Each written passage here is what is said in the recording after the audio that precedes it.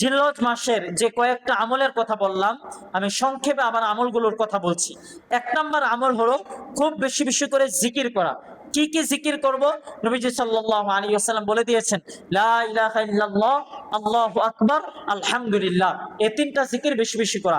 2 নম্বর, জিলহজ মাসের প্রথম 9 দিন রোজা রাখার ইহতিমাম করা। 3 নম্বর, জিলহজ মাসের 9ম দিন ইয়াউমে আরাফার দিন রোজা রাখার চেষ্টা করা। 4 নম্বর গুরুত্বপূর্ণ আমল হলো যে নবীজি সাল্লাল্লাহু আলাইহি ওয়াসাল্লাম আরাফার দিবসে একটা দোয়া করতেন, লা ইলাহা ইল্লাল্লাহ ওয়াহদাহু লা শারীকা লাহ, লাহুল মুলকু ওয়া লাহুল হামদু ওয়া হুয়া আলা কুল্লি শাইইন কাদির। এই দোয়াটা বেশি বেশি করে পাঠ করবার চেষ্টা করা। 5 নম্বর আমল হইল বেশি বেশি করে 5 নম্বর আমলের যে কথাটা বলছিলাম সেটা হলো যে আমরা জিলহজ মাস শুরু হওয়ার পর থেকে নখ চুল এগুলো কাটা থেকে বিরত থাকার চেষ্টা করব।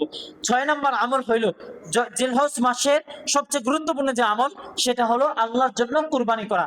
7 নম্বর আমল হইল জিলহজ মাসের 9 তারিখ ফজর থেকে নিয়ে 13 তারিখ আসর পর্যন্ত বেশি বেশি করে তাকবীর পাঠ করা। বিশেষ করে ফরজ নামাজের পরে একবার কমপক্ষে নরনারীর উপরে তাকবীর পাঠ করা ওয়াজিব।